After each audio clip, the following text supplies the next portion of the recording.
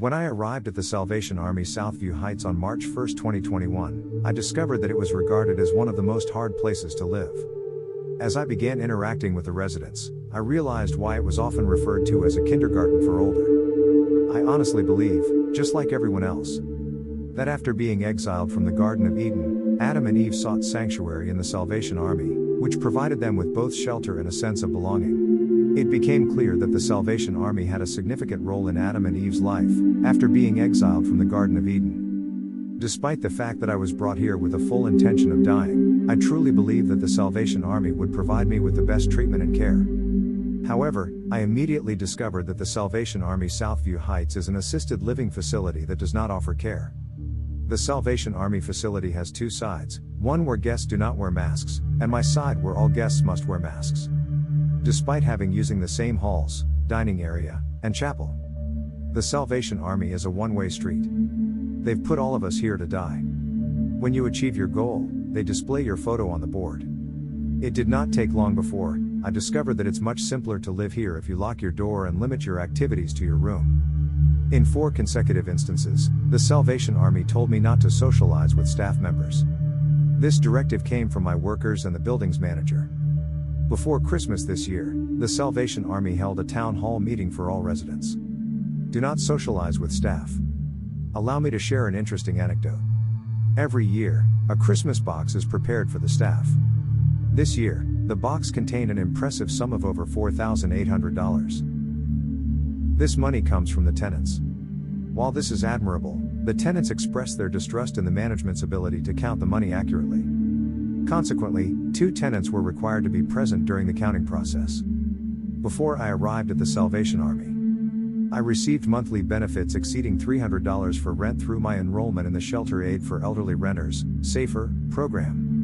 This program was a lifeline for me, ensuring that I could afford a secure and pleasant place to live, as well as medical care, as an older person on a fixed income. This program compensated for my pharmacare.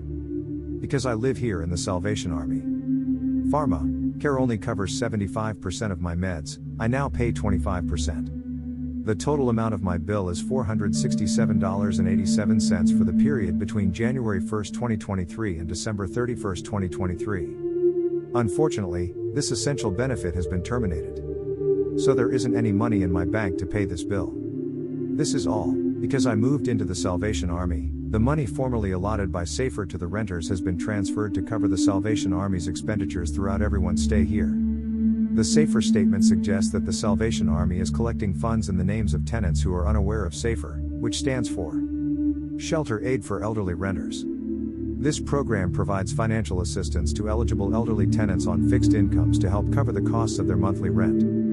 However, the fact that none of the tenants are aware of SAFER raises concerns about transparency and communication. Prior to my arrival at Salvation Army Southview Heights, I had a complete evaluation. The Salvation Army painstakingly examined every part of my background, hoping to get extensive information about my personal history, as well as all tax and financial information. I moved into the Salvation Army on March 1, 2021. 70% of $1,614.78 is $1,130.35 plus cable, $30. Telephone, $26.20. Hydro, $18. The total rent on March 1, 2021, was $1,215.58. The Salvation Army says you must file your income taxes with the CRA every year to be eligible for a publicly subsidized income-tested client rate. As a diligent and meticulous individual, I have consistently filed my taxes with utmost accuracy year after year, maintaining an exemplary record of 100% compliance. On October 10, 2023, the Salvation Army said I made $26,290. So, on October 10, 2023, the Salvation Army said my assisted living rate on January 1 would be $1,533.58 plus cable, $30. Telephone, $26.20. Hydro, $18. I am told the Salvation Army would not do anything about it. They will not help. So, I phoned the CRA, tax services, and they said, "Sorry, we overcharged you. You did not make $26,290. You only collected $1,614.78 per month. That does not add up to $26,290. So, we will fix it.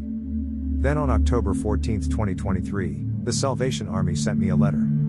The Salvation Army said my assisted living rate on January 1st would be $1,143.86 plus cable, $30. Telephone, $26.20. Hydro, $18. Then on December 27th, the Salvation Army said my assisted living rate on January 1st would be $1,275.28 plus cable, $30.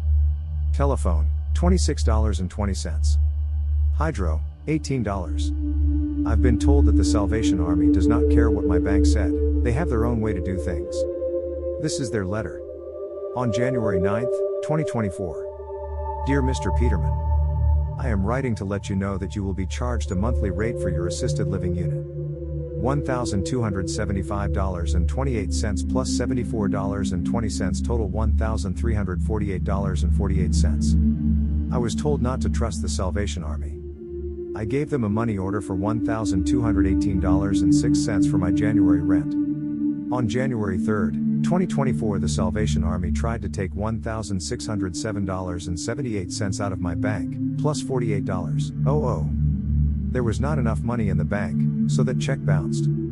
The government only pays me $1,614.78 each month. The Salvation Army is demanding everything, except $3. There is no money for my health care. The Salvation Army advised me to relocate. If I stay here, I can go to the hospital every day for my medicines. The Salvation Army will phone 911 every day to take me there. I can't afford to call 911 now. What should I do? Moved, so I can buy my medicine, or go to the hospital every day?